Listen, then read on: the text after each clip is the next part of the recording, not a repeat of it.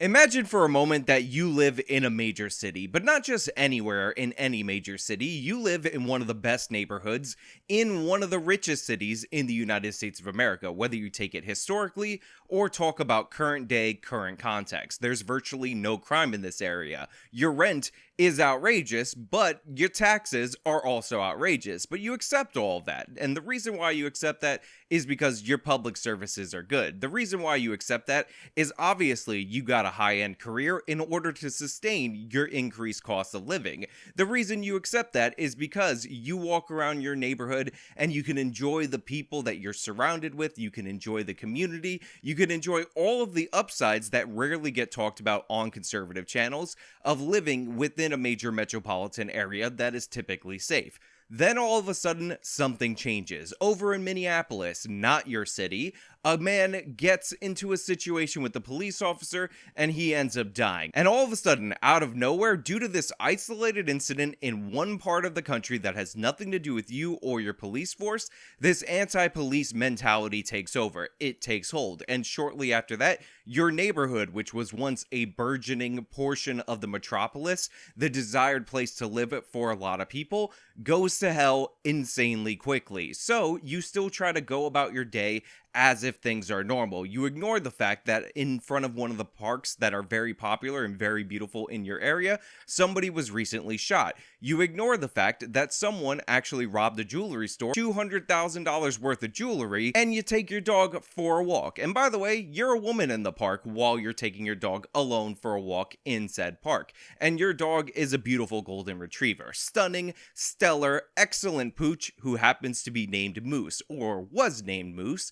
because during the course of your day-to-day walk with your dog through your once burgeoning beautiful neighborhood, a homeless man comes up to you and starts hitting you with a stick. And then, for no reason other than the fact that this person, who likely was arrested a bunch of different times and not held in jail, he starts hitting your dog with the stick. And this beating that he put down on your golden retriever was serious. In fact, it cost you 2 surgeries that you needed to get for that dog in order to save its life. And guess what? Moose didn't make it. So you're shocked. You can't believe that this happened. You start talking to the neighbors. The man responsible for this heinous crime, the author of your peril, is never caught, never captured, still at large at the time of me recording this video. So you decide enough is enough. You decide that you are going to bring the community together, or somebody who heard about your story decides they're going to bring the community together based in part on your story and start a neighborhood watch. And because you're in Park Slope, and Park Slope is very notable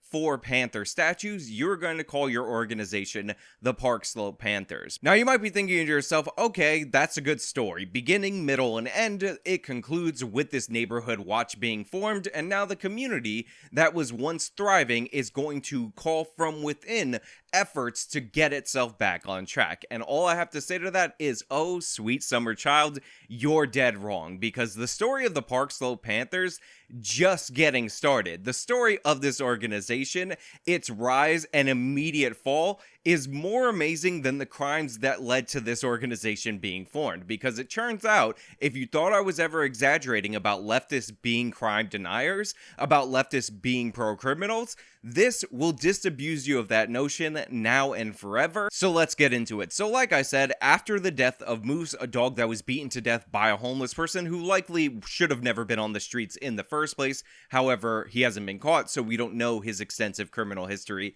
at this point in time. A neighborhood watch was formed, and what they used was this localized social media app for meetings, I forgot the name of it, in order to gather citizens from this wealthy enclave in order to discuss the issues of crime and criminality in their area and what they can do as a community in order to stop it. And the people who showed up to this meeting are people who were victimized by criminals and are people that hold this community together. Small business owners, including a bodega owner who actually had somebody steal the cat that was at this bodega. That's how absurd the criminals are in this area, apparently, which, by the way, is a 1-to-1 ratio between citizens and people who vote Democrat. Now, the leader of this group was a person called Christian Namek. Oh, the Namek! Now, Namek is not like Piccolo, that would be a Namekian. Namek actually happens to be a veteran of the Occupy Wall Street protests. In fact, Namek describes themselves as a person who's to the left of Lenin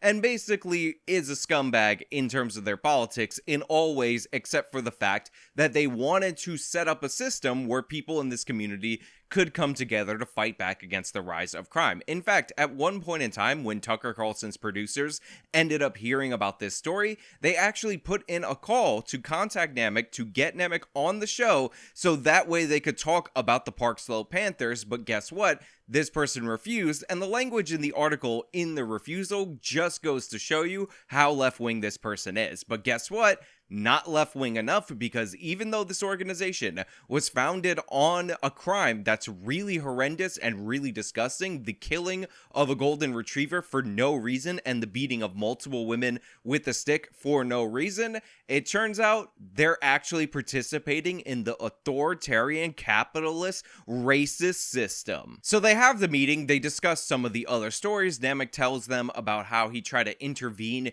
in a situation where a convenience store was being robbed by a group of 15-year-olds. One of those people pulled a knife on them. They talk about the homeless people sleeping in the subway and all these other problems, and everything seems to be going well. But obviously, I just led into this portion of the story with some foreboding language, so let that foreboding pay off in this moment, because later on during the course of this meeting, people pulled up around age 20-something for the group, started blasting music, and this was obviously done in such a way to disrupt the meeting of the Park Slope Panthers. And the list of issues that these pro-criminal psychopathic lefties had with this neighborhood watch is both lengthy and ridiculous, and we are going to go into each and every one of the issues that these buffoons brought up because I've got nothing but time and this story amuses me to no end. Before I get into that, I do want to point out that one of the goals, one of the mission statements of the Park Slope Panthers was to figure out a way to report the criminality that's going insane in this area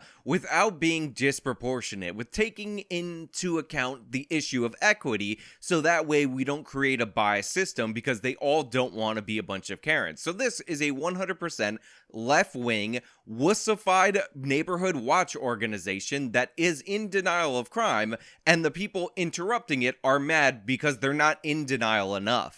Namek, I demand to know what happened here! So anyway, about 15 minutes into this inaugural meeting, a group of youths come up. One of them is dragging a speaker on wheels, and he asks them, "Are you the Park Slope Panthers?" as music is blaring from this speaker. They say yes, and the music gets churned up. So after this obvious annoyance, after this ridiculous behavior, they are asked to not have the music playing or to just move along, and of course, they refuse to do so. By the way, these individuals were reportedly and unsurprisingly in the middle of a park wearing medical grade masks while they were doing so. So of course, we're definitely talking about those kind of people when we're discussing what's going on. Now, it actually goes even further, because Namek, He's nothing more than a mere Namek! the sweet summer child that he is, the person who saw how badly Occupy Wall Street fell apart due to infighting and thought that's a blueprint for success, invited these people in to join into the conversation, to talk about their issues with crime and what they want to talk about with the Park Slope Panthers. And the first issue brought up by these medical mask wearing outside leftists was, why do you call yourself Panthers? Isn't that cultural appropriation of Black Panther, the movie, and the organization, even though the organization was named after the character in comic books came out? How dare you call yourself Black Panthers? You're evil, you're white, you're racist, you disgust me, you do not deserve to use that name. How dare you? Also, this is in contrast with the Black Panthers would end up being supportive of. How dare you, evil white racist, evil. So of course, in response to this, somebody who's not a 20-year-old absolute idiot wearing a medical grade mask, somebody in their 40s with a little bit of common sense, points out that the park that they're in the front of the entrance of the park are two statues of panthers that were commissioned in 1898, and it has nothing to do with Black Panthers the organization, Black Panther the movie, or culturally appropriating anything. Black people do not have a monopoly on panthers. Now, he didn't add all those extra parts, but he did tell them that those statues had been there since 1898, and you know how these woke leftists feel about actually being told a fact related to history. They immediately went into denial and threw hissy fits and demanded that the name of this organization, which by the way, they don't even want to exist, be changed to the Tigers, the Park Slope Tigers, because how dare you appropriate Black Panther even though you gave a basically acceptable and serviceable to anyone rational explanation for your name.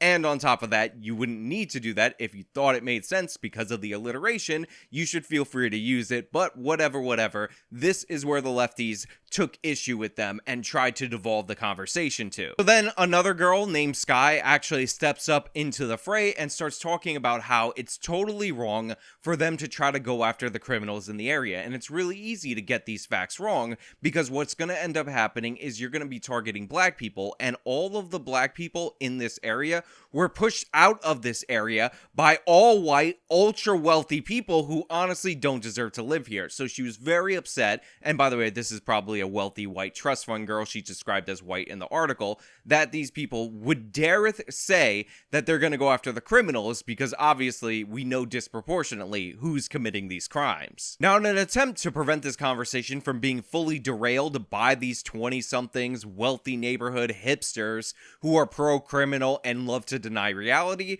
it was posed as a question to them about what they should do about the homeless man who beat a dog to death and was actually spotted in another incident swinging a stick at another woman who luckily escaped. What should be done about that situation if you were in charge? Because this is what this group is set up for, and the response to this is so amazing, it is so stellar, that I wish I could bottle this and sell it to you as a drug so you could get high on it, but I think that level of fart sniffing would kill anybody, so I'm not gonna do that, but I will read it to you. Quote, "So, it sounds like this person," remember we're referring to the person who beat a dog to death, attacked another woman with a dog with a stick and still hasn't been caught, has been pushed out of an unimaginable amount of systemic systems of systemic structures.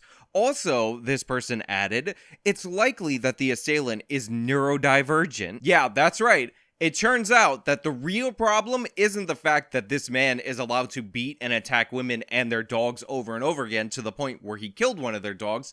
The real problem is that he was pushed out of a lot of systemic systems. Think about the structures and the systemic structural of those structural systems. Also, he might be a divergent. And before you think I'm referring to Divergent as in the movie with the Shailene Woodley and it's obviously a ripoff of the Hunger Games, no, what they're saying neurodivergent means in this situation is somebody on the autistic spectrum. That was the response to what should be done about this criminal who attacked a woman with her dog. Then Sky followed up by saying, quote, crime is an abstract term that means nothing in a lot of ways. The construct of crime has been socially constructed to target Black and poor people. These lefty lunatic children who are probably trust fund kids that live in one of the most upscale neighborhoods in New York, who are not old enough to remember crime at all, they're in their early 20s, just asserted in response to an actual crime that actually occurred, that the systemic systems and a disability must have let the homeless person down, and that's why he beat that dog to death. And when you think about it, crime doesn't really exist. It's just socially constructed. Why is it socially constructed? To hurt Black people because evil white racists don't like them, and also to hurt the poors, just mixing all your race nonsense with all your class nonsense all into one in a way in order to deny crime. Now, despite the fact that the disruptions only continued, that people showed up with ACAB hats talking about how they're so threatening by trying to set up this neighborhood watch thing, how dare you talk about crime because we just proved to you that crime doesn't exist by saying something social construct, something systemic, whatever. This guy had to set up meetings, and he tried to exclude these woke idiots from those meetings with the emails that he obtained. Sensible solution, cut the crazy out. Now, at some point, he actually had to push back a meeting because he needed to attend one of those cringy climate events in Connecticut, because again, these are lefties fighting lefties. But eventually, they pivoted so much from what their goal was that they started contacting local legislatures saying that they didn't really want these people sent to Rikers Island. We just want to be a group that ensures they get the help they need.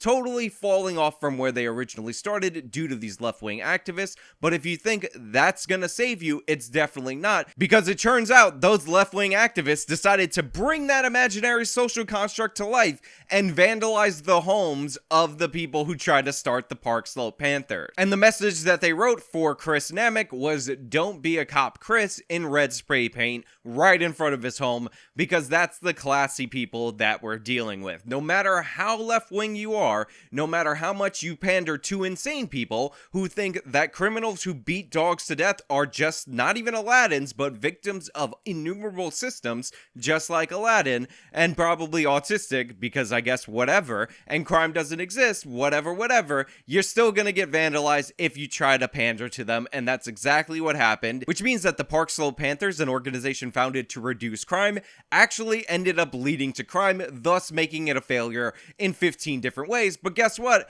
Crime is an abstract concept only meant to criminalize the blacks and the poor, so no big deal. It didn't really exist. Clean that graffiti and just know it's only socially constructed graffiti. Now, look, obviously this is ridiculous. Obviously you understand why I'm covering this. Obviously you should throw these nutbags that are vandalizing property in jail. But, you know, that is the state of New York State and New York City in particular at this moment. And I want to hear what you guys think down in the comments. If you like the video, show them by leaving a like. Subscribe for more content. Follow me on all my social medias. Support me via the support links in the description box of this video. This has been me talking about the Park Slope Panthers beginning to end. Till next time.